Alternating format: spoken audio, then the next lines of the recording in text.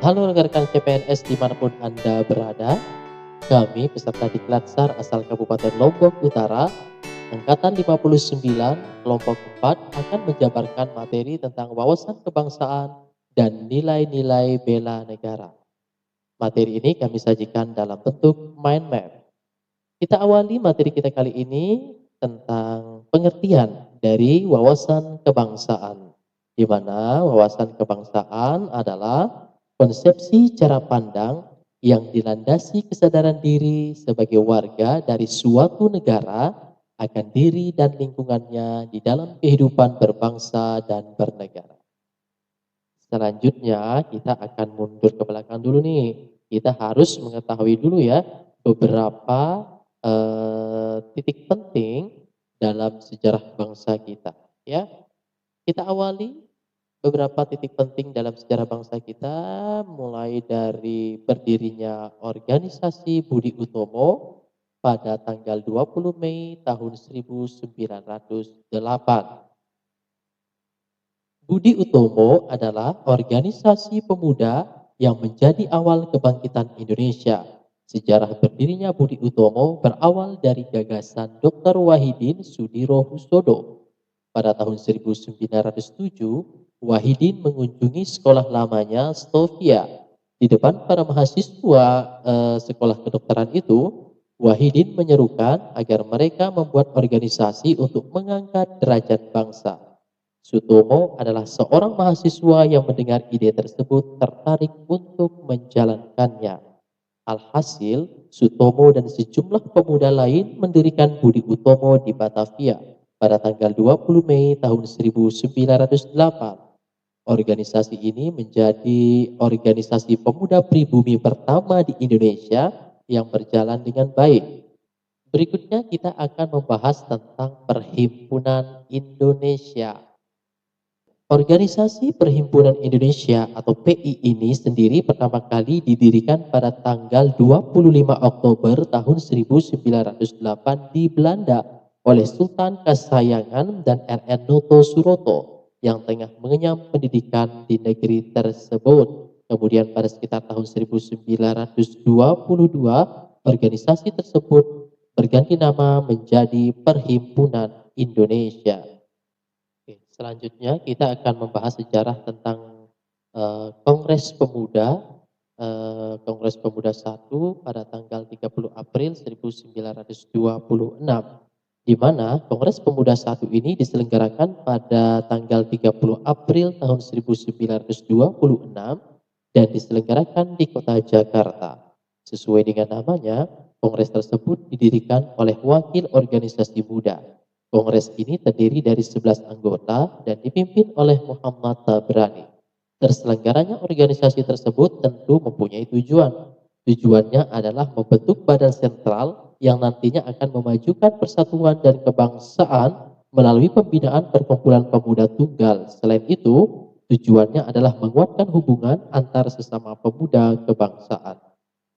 Selanjutnya kita akan membahas tentang Kongres Pemuda II pada tanggal 27 sampai 28 Oktober tahun 1928. Kongres Pemuda II yang diadakan pada tanggal 27 Oktober hingga 28 Oktober 1928 ini dipimpin oleh Sugondo Joyo Puspito dari PPPI, Perhimpunan Pelajar-Pelajar Indonesia, menghasilkan keputusan penting yang disebut sebagai Sumpah Pemuda. Selain itu, pada kongres tersebut, Indonesia Raya ciptaan W.G. Rudolf Supratman juga ditetapkan sebagai lagu kebangsaan. Adapun tujuan Kongres Pemuda II yang kemudian dikenal dengan tujuan Sumpah Pemuda sebagai berikut. Yang pertama, melahirkan cita-cita semua perkumpulan pemuda-pemuda Indonesia. Kedua, membicarakan beberapa masalah pergerakan pemuda Indonesia. Dan ketiga, memperkuat kesadaran kebangsaan Indonesia dan memperteguh persatuan Indonesia.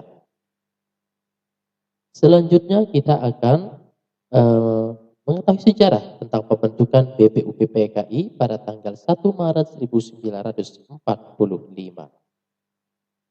Sejak akhir tahun 1944, Jepang mulai banyak mengalami kekalahan di mana-mana dari sekutu dalam Perang Dunia Kedua. Banyak wilayah yang diduduki Jepang jatuh ke tangan sekutu. Jepang merasa pasukannya sudah tidak dapat mengimbangi serangan sekutu. Kemudian Jepang menjanjikan kemerdekaan kepada bangsa Indonesia agar tidak melawan dan bersedia membantunya melawan sekutu. Jepang meyakinkan bangsa Indonesia tentang kemerdekaan yang dijanjikan dengan membentuk Badan Penyelidik Usaha-Usaha Persiapan Kemerdekaan Indonesia atau sering disingkat dengan BPUPKI. Badan itu dalam bahasa Jepang disebut dengan Dokuritsu Zunbi Kosakai. Jenderal Kumakichi Harada, Komandan Pasukan Jepang untuk Jawa pada tanggal 1 Maret 1945, mengumumkan pembentukan BPUPKI. Ketua BPUPKI ditunjuk Jepang adalah Dr. Rajiman Weddiodiningrat, wakilnya adalah Ichi Bangase dari Jepang, dan sebagai sekretarisnya adalah RP Suroso. Jumlah anggota BPUPKI adalah 63 orang yang mewakili hampir seluruh wilayah Indonesia, ditambah 7 orang tanpa hak suara. Maka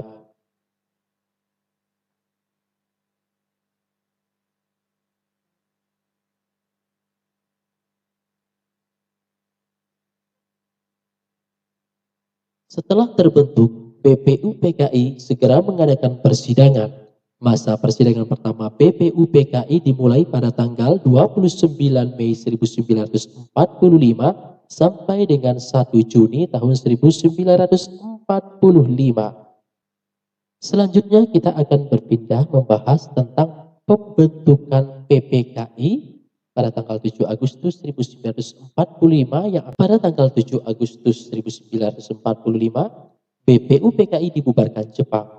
Untuk menindaklanjuti hasil kerja BPUPKI, Jepang membentuk Panitia Persiapan Kemerdekaan Indonesia atau PPKI. PPKI beranggotakan 21 orang yang mewakili seluruh lapisan masyarakat Indonesia.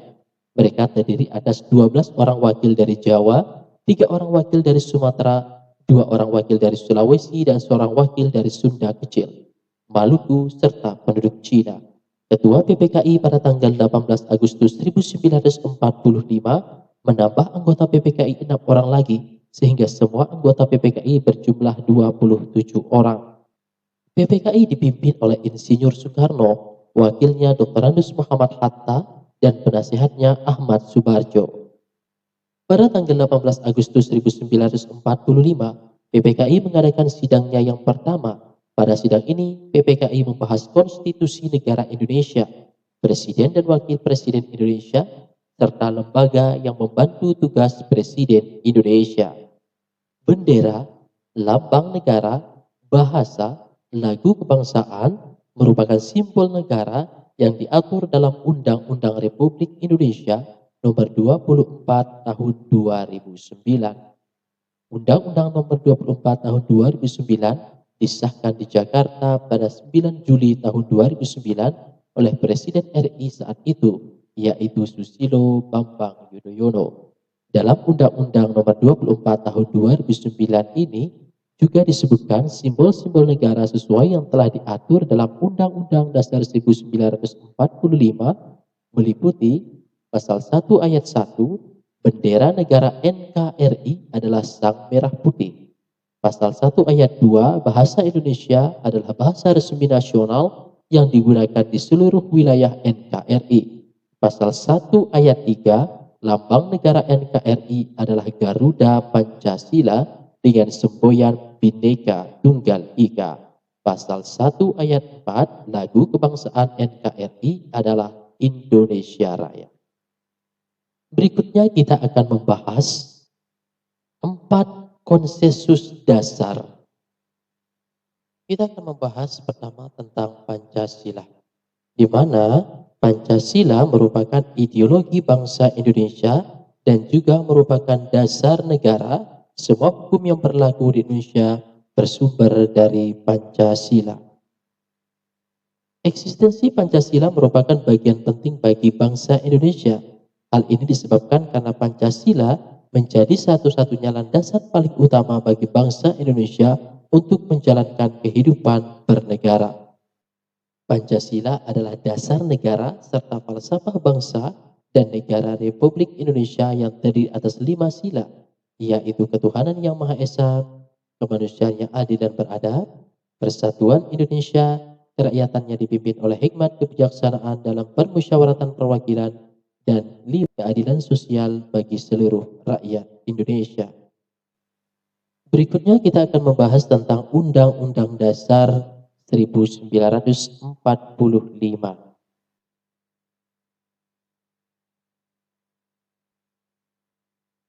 Undang-Undang Dasar 1945 merupakan konstitusi Republik Indonesia.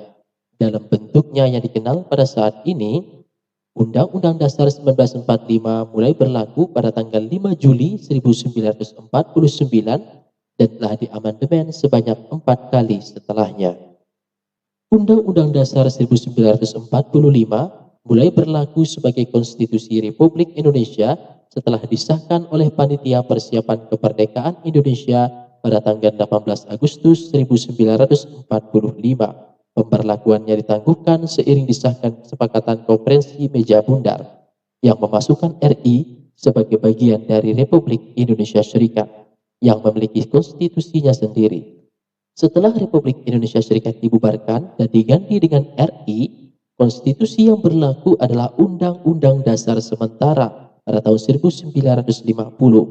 Kemudian Undang-Undang Dasar 1945 kembali berlaku sebagai Konstitusi Republik Indonesia pada tanggal 5 Juli tahun 1959 seiring dengan berlakunya dekret yang dikeluarkan oleh Presiden Soekarno selepas reformasi. Undang-Undang Dasar 1945 mengalami 4 kali amandemen dari tahun 1999 dan tahun 2002. Bhinneka Tunggal Ika. Bhinneka Tunggal Ika adalah moto atau semboyan bangsa Indonesia yang tertulis pada lambang negara Indonesia, Garuda Pancasila. Frasa ini berasal dari bahasa Jawa kuno yang artinya adalah berbeda-beda tetapi tetap satu. Semboyan ini digunakan untuk menggambarkan persatuan dan kesatuan bangsa dan negara kesatuan Republik Indonesia yang terdiri atas beraneka ragam budaya, bahasa daerah, ras, suku bangsa, agama, dan kepercayaan. Selanjutnya kita akan membahas tentang Negara Kesatuan Republik Indonesia. Proklamasi Kemerdekaan Indonesia 17 Agustus tahun 1945 merupakan awal berdirinya NKRI. Negara Indonesia diproklamasikan oleh para pendiri bangsa sebagai negara kesatuan. Selanjutnya kita akan membahas tentang nilai-nilai bela negara. Berbicara bela negara, tentulah di benak kita akan terlintas suatu tindakan upaya pembelaan mempertahankan yang dijiwai rasa kecintaan kepada bangsa dan negara. Arti bela negara sendiri sebenarnya sikap atau perilaku warga negara yang dijiwai oleh rasa nasionalisme terhadap NKRI berdasarkan Pancasila dan Undang-Undang Dasar 1945 dalam menjalani kehidupan berbangsa dan bernegara. Berikut ini adalah beberapa poin nilai-nilai dasar bela negara. Yang pertama adalah cinta tanah air. Yang kedua, sadar berbangsa dan bernegara. Yang ketiga, setia pada Pancasila sebagai ideologi negara. Kemudian keempat, rela berkorban untuk bangsa dan negara. Yang kelima, kemampuan awal bela negara. Pertama, kita akan membahas tentang cinta tanah air. Cinta tanah air adalah cara berpikir, bersikap, dan berbuat yang menunjukkan kesetiaan terhadap bangsa. Berikut ini adalah beberapa contoh sikap yang bisa kita tunjukkan sebagai wujud dari kecintaan kita terhadap tanah air. Yang pertama adalah menggunakan produk-produk buatan Indonesia. Kemudian menerapkan penggunaan bahasa Indonesia dengan baik dan benar, kemudian memahami sejarah bangsa Indonesia, menuntut ilmu dengan tekun dan rajin, bangga terhadap kebudayaan Indonesia, memiliki sikap kekeluargaan dan gotong royong, serta menjaga nama baik Indonesia. Selanjutnya, kita akan membahas tentang sadar berbangsa dan bernegara. Sadar berbangsa dan bernegara bisa kita tunjukkan dengan beberapa sikap. Misalnya, berpartisipasi aktif dalam organisasi kemasyarakatan, profesi maupun politik. Kemudian menjalankan hak dan kewajiban sebagai warga negara sesuai dengan peraturan perundang-undangan yang berlaku. Kemudian ikut serta dalam pemilihan umum, kemudian berpikir, bersikap, dan berbuat yang terbaik bagi bangsa dan negaranya. Berikutnya kita akan membahas nilai dasar bela negara yang poin ketiga, yaitu setia pada Pancasila sebagai ideologi negara. Setia pada Pancasila sebagai ideologi negara dapat kita implementasikan misalnya dengan cara memahami nilai-nilai dalam Pancasila, kemudian mengamalkan nilai-nilai Pancasila dalam kehidupan sehari-hari, kemudian menjadikan Pancasila sebagai pemersatu bangsa dan negara. Selanjutnya kita akan bahas poin yang keempat, rela berkorban untuk bangsa dan negara. Hal ini bisa kita tunjukkan dengan cara bersedia mengorbankan waktu, tenaga, dan pikirannya untuk kemajuan bangsa dan negara. Kemudian siap membela bangsa dan negara dari berbagai macam ancaman. Berpartisipasi aktif dalam pembangunan masyarakat, bangsa, dan negara, serta gemar membantu sesama warga negara yang mengalami kesulitan. Selanjutnya kita akan membahas kemampuan awal bela negara. Hal ini dapat kita tunjukkan, kita memulai dengan cara senantiasa memelihara jiwa dan raga, gemar berolahraga, kemudian senantiasa menjaga kesehatan, memiliki kecerdasan emosional dan spiritual serta intelijensia.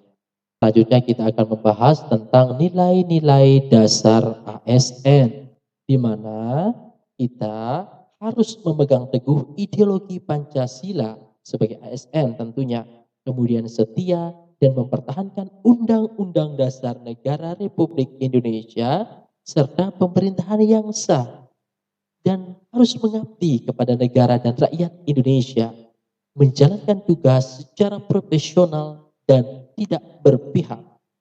Dan kita harus ingat bahwa fungsi kita sebagai ASN, sebagai ASN, fungsi kita adalah sebagai pelaksana kebijakan publik, yang ini sebagai pelaksana kebijakan publik, pelayan publik, dan perekat dan pemersatu bangsa. Demikianlah penjabaran materi tentang wawasan kebangsaan dan nilai-nilai dasar bela negara, hasil kerja kelompok kami atas nama Muhlisin SPDI, kemudian Ibu Yakni SPD, Herli Afrizal Effendi SPD, Nurul Hidayatul Iswari SPD, dan Bapak Mustiadi SPDI. Sekian, Assalamualaikum warahmatullahi wabarakatuh.